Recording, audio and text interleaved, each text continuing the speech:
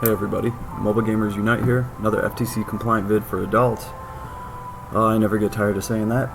Anyway, we're talking about emulators today, specifically LD Player. When this game first dropped, this is the emulator program that I chose to run this game. I did recommend this player because it has like a landscape mode, and that was pretty cool.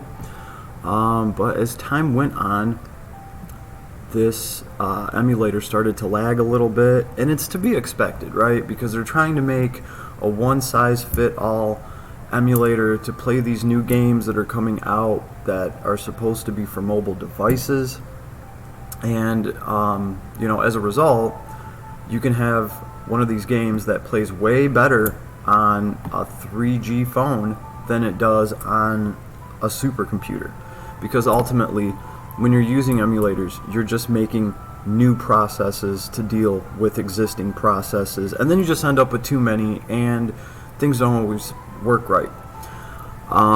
Which is why other games like Landgrisser have come out with their own PC client. I mean, that game runs amazing on any computer, and it's pretty cool that they took care of that. I really wish Last Cloudia would take a page out of their book, but until anything like that happens, this is what we got to deal with.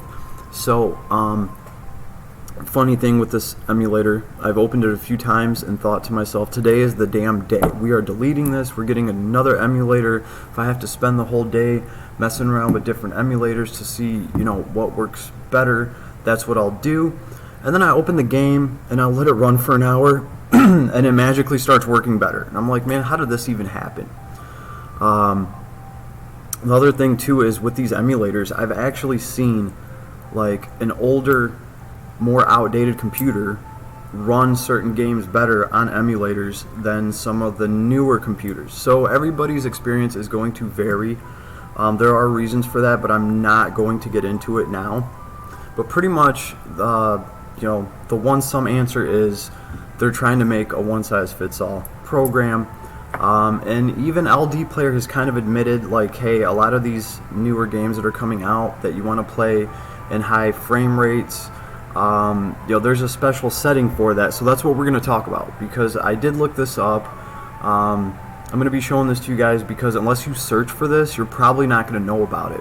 So in your LD Player, I've taken it out of landscape mode because I realize that kind of helps it a little bit. But there is a little button here. Okay, it says multiplayer. You click on that and it opens up your LD multiplayer screen, and this is how you can run multiple windows at the same time. Like, you can hit new or you can clone. Anyway, there's a button down here called optimization. You click on that, and pretty much what you want to do is under memory optimization, where is it? Right here. Memory optimization. Use less memory and graphics memory. It says it may change the colors a little bit, but I haven't noticed anything at all. We just go out of there, and now we're going to close this out. We are going to relaunch the game. I can do that through here just by hitting start. I'm going to check the optimization, made sure that it use less memory and graphics memory.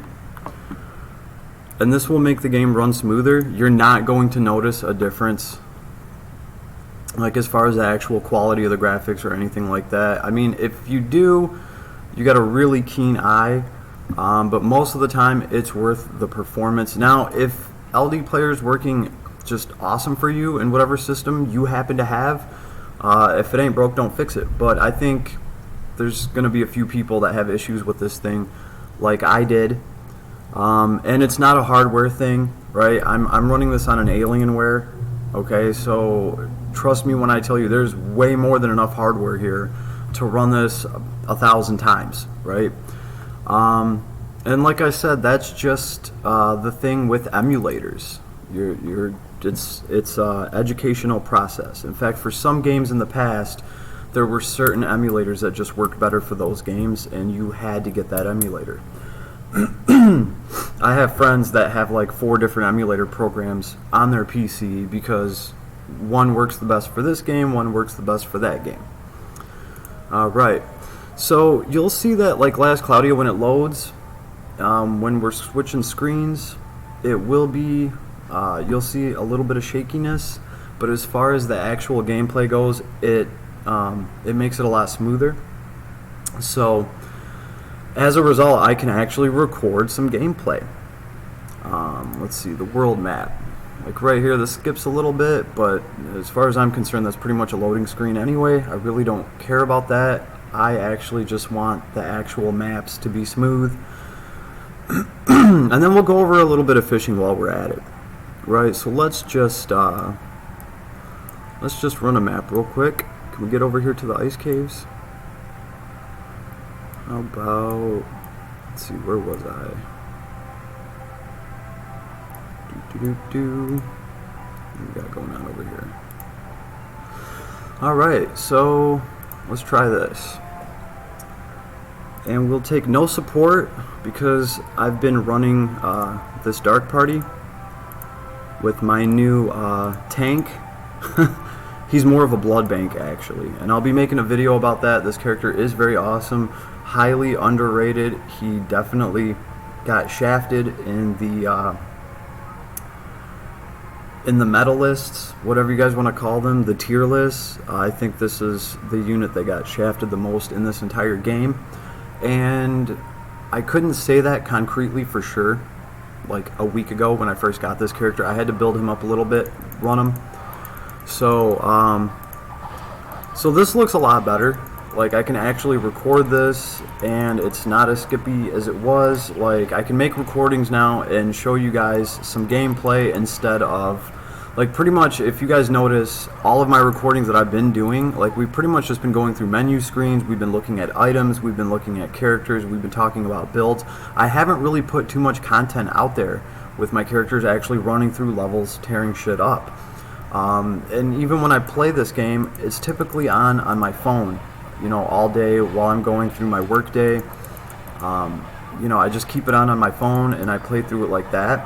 And then when I want to record, that's when I open this emulator, just so we can all see what we're talking about as far as items and weapons and stuff like that. So this definitely helps, and it gives me some options in the future. Let me move this over here. Alright.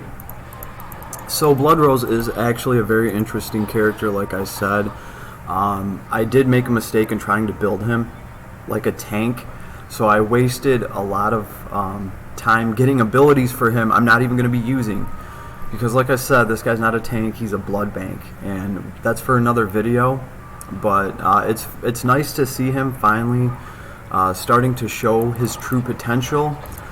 In the video that I make about him, mine's only like level 55. But I have soloed a 7 red star map on hard with him, so that's pretty nice. And we're gonna talk about like why this character got shafted, at least why I think he got shafted. And I think a lot of it just had to do with when a lot of these tier lists came out and the arcs that we had available to us, so we'll get into that. But something that I did want to talk to you guys about is fishing. God, I love fishing in this game. Quick little fishing trick that I've learned to help me catch fish and not miss out on those, what are they? They look like angel fish. There's the little sea whales, and then, oh no, I didn't want to run that again. Alright, so let's see how the fishing map looks.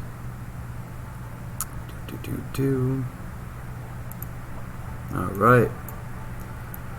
So personally, and this is just my opinion, I honestly think they need to put in some sort of 1% like chance where you can snag one of these big fish that are swimming in the background. That would be really cool. Like when these big fish swim up, if you can catch a little fish, maybe we could have a chance at one of the big fish biting the little fish and you could catch that one. Or we could just have like a 1% chance that a kraken will come out and we can fight it. I don't know, wishful thinking. But some things that I've managed to piece together You know, and a lot of this comes from my Discord and stuff like that. The rare fish comes out. A lot of times you'll see a school of fish swim through here, and then you will see like little waves in the water, little bubbles coming up, little it's splashing. The water splashes around, and that is a rare fish just lurking back there, making its way to your worm and hook, right? So when you start seeing those little splash things, you know, you got to get your A game on. You got to concentrate, right? But you don't want to psych yourself out, because that's how you will miss out on the fish. This happened to me once. It was really lame, because I was like concentrating so hard. And here's the trick that I found, right? When you cast out your line, if you actually watch the bobber, if you actually watch the bobber, you can miss it, right? Because like you see the fish around it, and the fish kind of try to psych you out a little bit. You know, they bite on the bobber a few times, and you know, they can psych you out. They can make you press the button early. So that's why my advice is do not watch the bobber. In fact, when I'm playing this on my phone, a lot of times I will cover that part of the screen up with my thumb, right? Because who needs that extra pressure? Especially when those little waves are around, and you're like, oh man, here comes a good one. I might have to wait 12 hours to catch another little whale, so I better get it right. What I look for is that little light bulb or whatever that goes off above Kyle's head. That little bubble, when it pops above his head, that's telling you that it's real. That fish actually is on the hook, and now you need to start reeling the fish in. Another thing too is that I didn't know originally when I first started fishing is this cast out and reel in button is well, it's not pressure sensitive, it's hold sensitive.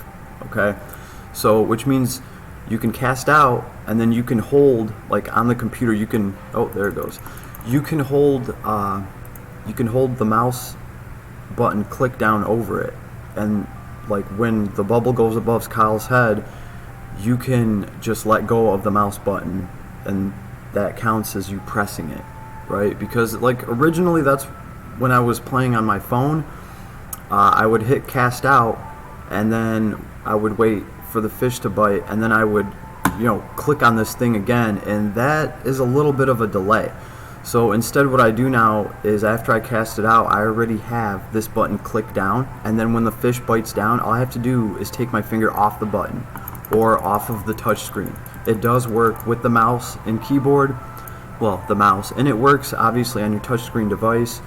On your phone, you would cast out the line, and then you would press your button down over reel in. You press your finger down on this, and when the bubble comes up over Kyle's head, you would lift your finger up from the screen, hooking the fish, and then you just tap the screen, right? So that's the best advice I can give, right? And then just kind of watch for these fish to come through, and you know, see these little waves. Then you know one of the next few fish that's going to be on your line is going to be a rare fish. In fact, let's see which ones I've gotten. I've gotten the whale a few times, and I've gotten this, it looks like an angelfish, so of course it's going to be a princess fish, right? And then big catches, like I'm almost there. I'm 3 big catches away from this awesome ether reward, so working my way there. So that's pretty much all the advice that I have on fishing. If I've missed anything, somebody please, you know, add your 2 cents to it if you have any knowledge that can help us all catch more fish and get these little achievements and tickets faster, okay?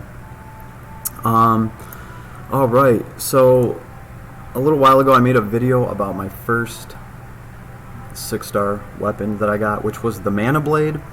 I've had some people ask me, what am I doing with my Ethereon now? I'm going to show you guys my priority with the arcs. So for me personally, because this game is so farming heavy, like I decided to get the Mana Blade to help me clear content with Randy Bo Bandy, right? That's always going to help with bosses, with whatever. But after that, I figured I should work on something a little more utility. So which one is it? The pirate ship? Let's see. I do believe it is. Here it is. The Bangle of the Master Thief. This is what I'm trying to get next. This is going to be my number 1, number 2 item that I get from Ethereon. I already got this thing to like almost 50%. I fed everything else I had into it. This is a good item, right? It's going to give you 20 more strength. It's going to give you some defense too, and a chance to obtain an item upon defeating an enemy. So if you put this on Master Thief Robin, it's like having Master Thief Robin and Phantom Robin's abilities to, wait, I butchered that. If you put this on Phantom Robin, it's like having OG Robin and Phantom Robin's abilities together, right? Because the original Robin, he has a small chance to get an extra item if he kills somebody. He has to get the killing blow. Phantom Robin, the new one, every time he gets a crit, like, he doesn't steal items, he extorts them from you. So pretty much he busts you with a critical so hard that you're just like, here, take my money. So every time he scores a crit, you have a low chance of getting an extra item, and you can only get one extra item. Like, people only have one thing you can extort from them, right? But it is pretty cool because if you can go through a map of 5 enemies and you can get crits on all of them, I mean, there's actually a chance that you can extort an item out of each one of them. So this would let you extort items, and then obviously when you're done extorting your item and you slay your enemy, this gives you another chance, obviously, to get an item from actually killing the enemy. So this is the next big thing that I want for sure. I want this on Phantom Robin, and actually I gotta give it up to Phantom Robin. I gotta give this guy some props. I actually cannot believe how strong they made a farming unit.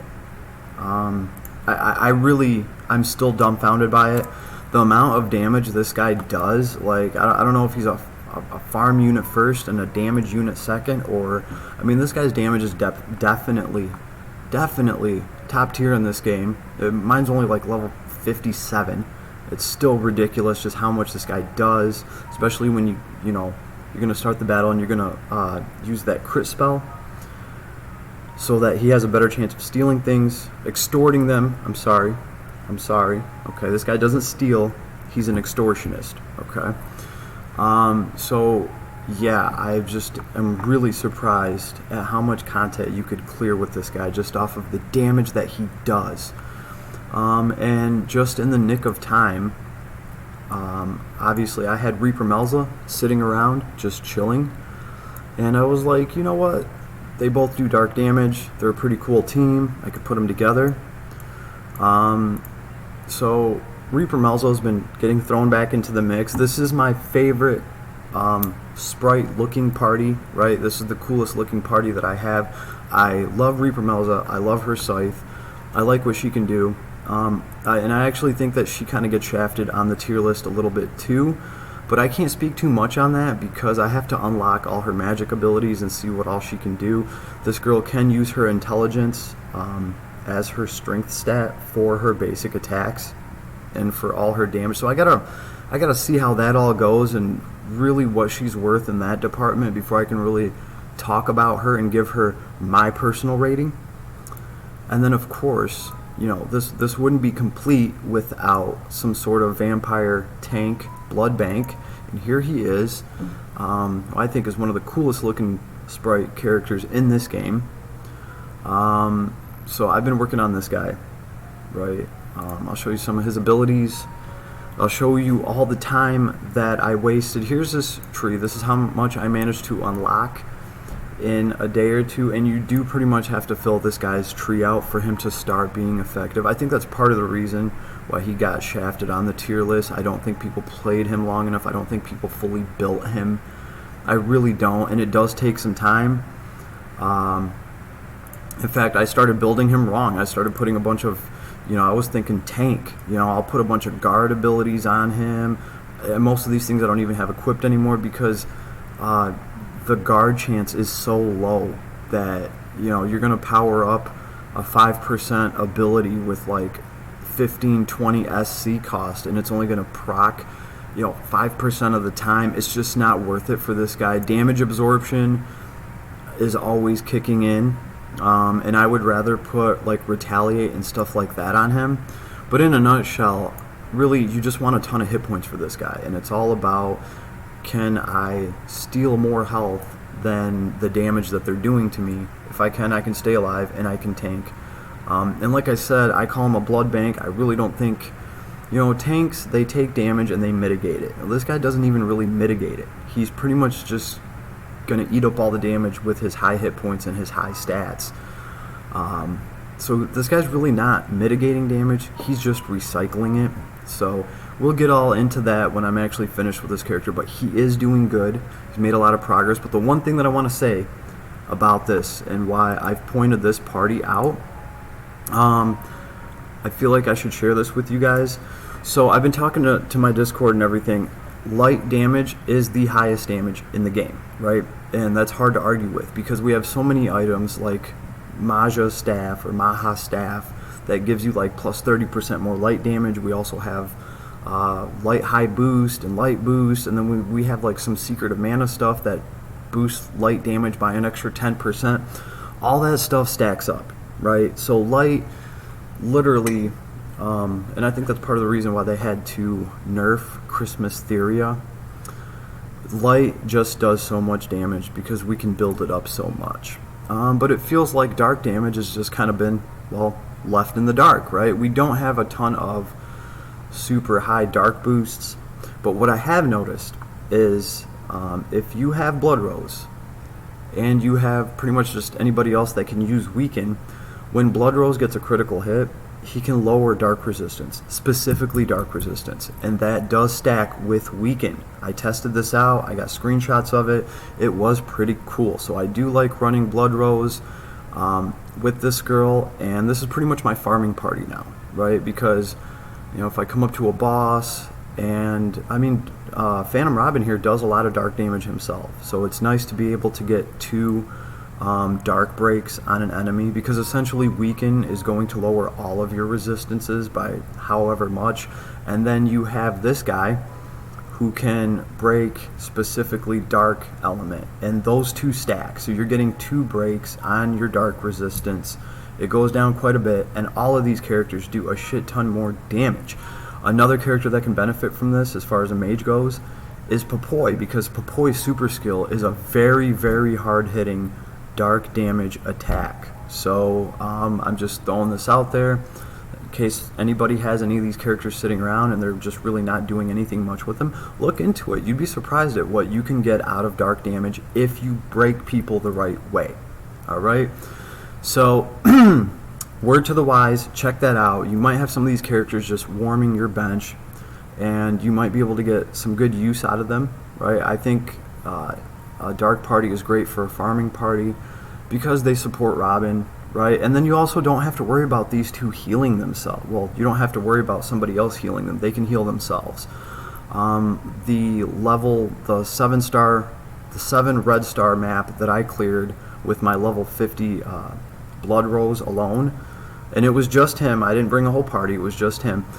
I didn't even have to use Moon Saber. Now Moon Saber is kind of like my cheat with him, because that ability just lets you steal health with every single basic attack that you do, and it just takes him to a whole nother level. That's part of the reason why I think he got shafted a little bit, is because when these tier lists came out, like, we didn't have a lot of the arcs and we didn't have a lot of the abilities to build this guy up to actually be a monster. So I can't wait to get that video out to you. I will clear some stuff with this character, showing you guys what mine can do, and mine's only like level 50, but I think you will be pleasantly surprised to see what the weakest characters in the entire game can do, because look, both these characters are like, this is a B character, this is an A character. They're not even S class. They're not double S class. So, but I'm having a lot of fun with this party, right? Or else I would be running like Randy and Prim and all that. So, a lot of stuff to work on, a lot of stuff to do. Since you guys sat through my video, let's do a poll. Real quick, I'm not going to be pulling on this banner because I have all the characters right now that I want. And speaking of tanks, if you don't have blood, here's a tank you can get right here, or there's Ice Princess. And you know what? You guys did sit through a video, so I'm at least gonna have to do one real summon. Let's see. You know what? Looks like this is the only one we can do. There's always that small off chance that we can get a new character, an off banner. So let's see. Or hey, I'll take another pirate ship, trying to get that. Okay, well at least the whole party ran up with him. You never know. Come on, Rain. Kyle, whatever your freaking name is. We were close, ladies and gentlemen. We were so close. If that would have been a 10 pull with the whole party running up, I'm sure we would have got something. And it probably would have been one of these characters that I already have. So, Mobile Gamers Unite, this is what I'm doing. This is the party that I'm working on. Alright, if you guys got any suggestions or any advice, or if you guys want to see anything, that's why my comments are open. Leave me a comment, let me know. Other than that, you guys should probably get back to the grind yourselves. Alright, go try out some of these awesome fishing techniques, and I hope you catch a whale and a princess fish. Peace, everybody. Until next time.